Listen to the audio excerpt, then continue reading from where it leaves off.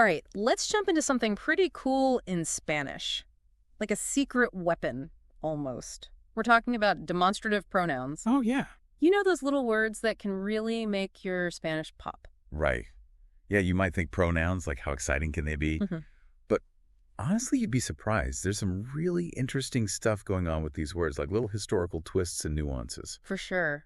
We've got this awesome YouTube tutorial from Jaime Lara. This guy is a Spanish teacher, and he just makes grammar, like, fun. We're going to be using his insights, and we'll also be pulling in some knowledge from the Real Academia Española. Ah, nice. Yeah, those are like the official guardians of the Spanish language, always watching over how it evolves. I like it. And this isn't just going to be like, boring textbook stuff. No way. It's more like a deep dive, right? Like, how do Spanish speakers see the world? Yeah. How do they understand distance? How do they use these like little subtle things? The subtle shades of meaning. That's what makes you fluent. So to start, what are demonstrative pronouns? I know we have them in English too, right? Yeah, absolutely. Like this, that, these, and those. Yeah, right. We use them all the time to point to stuff, literally, or just like, figuratively.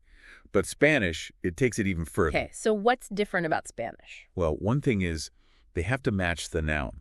Not just if it's singular or plural, but if it's masculine or feminine. Ah, so you can't just use anyone. Right, it's got to agree. Got it. But here's the really cool part.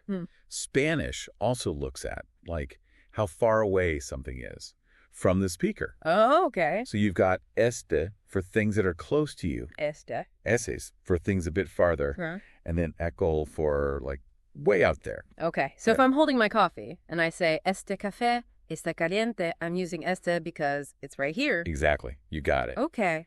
And then, like, you're pointing across the street at a building. Yeah. You might say, ese edificio es muy alto, because it's farther away. So you're really, like, painting a picture for the listener with these words. Now, what about equal? When would I use that one? Like, imagine you're looking at the stars.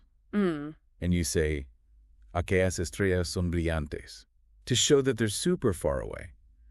But sometimes the line between is and equal can get a little fuzzy. Oh, really? So it's not always black and white? Yeah, it's more like a sliding scale.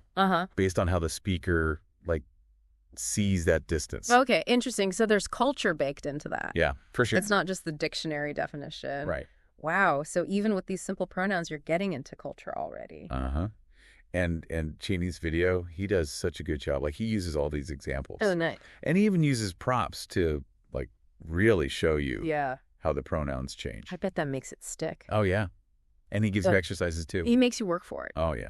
But there's something else we should talk about. The history of these pronouns. Ooh. They used to be a little different. Oh, for like este, estos, and estos. Uh-huh. They used to have accents over the E. Wow. Imagine having to learn that. Right? There's a whole other thing. So why were they there in the first place, those little accent marks? It was about how you said them, and also so you wouldn't mix them up with other words. But language changes. Sure. And the Real Academia Española, they stepped in. So they're always looking for ways to, like, make it clearer. Right. Make it better for people. Exactly. So they got rid of those accents. Yep. And that had, like, a chain reaction. Oh, yeah. Not just for people learning Spanish, but for how the language itself changed. It makes you wonder how small things in grammar can have, like, huge effects on the language. But before we get too deep into that, let's take a moment to hear from our sponsor. When we come back, we'll keep looking at Jamie's insights and see how these pronouns work in real conversations. So stick with us. All right, welcome back. Let's get back to Jaime's video. I'm really curious about those real-life examples he uses. What really stuck out to you? It's interesting because he doesn't just talk about, like, pointing at objects. He shows how you can use these pronouns for, like, events in time. Oh, cool. Yeah, it's like, you're talking about the past or the future. Right. And you're using these words to, like, point to different moments. So it's not just distance in space, it's distance in time, too. Exactly. Like, he gives this example talking about a trip you took. Okay. And you say, aquel viaje fue increíble. Yeah, you're using Ike to, like, emphasize that it happened a while ago. Oh, I see. Or, like, talking about future plans. Este fin de semana voy a relajarme. Este for the weekend that's coming up. Exactly. You're bringing it closer. So these pronouns, they really add another dimension to what you're saying. For sure. And he takes it even further. Oh, really? Yeah. He shows how you can, use them without even saying the noun. Wow. Okay. How does that work? So imagine you walk into a room and you say, esa música me encanta. Esa música. Yeah, but you're not saying, what music exactly. Right. But that esa, it implies that the other person already knows what you're talking about. So it's like a shared understanding. Exactly. You're connecting with them. I like that. Little moments of connection. Uh-huh. And of course, Himi is all about practicing. Makes sense. He has all these exercises in his videos, so you really have to think about it. Yeah. Make sure you're getting it. Exactly. But, we talked about the Real Academia Española before. Oh, yeah. With the accent marks. Right. And that wasn't just a small thing. Right. It really shows how language changes and adapts to what people need. Yeah. It made it easier for learners, but I wonder if it had, other effects on Spanish. Yeah. If you think about it, it's part of this bigger trend. Okay. Of making language more efficient, more clear. Streamlining it. Exactly. Yeah. Think about texting on your phone. Right. Trying to type those accent marks. It's a pain. Yeah, it is. So this change, it reflects how we use language now. Wow. So language is adapting to technology, too. Yeah. Which makes you wonder, did taking away those accent marks, did it, change how Spanish sounds? Ooh, interesting. Even just a little bit. Maybe it affected the rhythm of the language. I never thought about it that way. But yeah, these little changes in grammar, right, they can have a butterfly effect. Exactly. It makes you wonder, what other things are shaping how we talk? Absolutely. But let's bring it back to the listener. So what does all this mean for someone learning Spanish?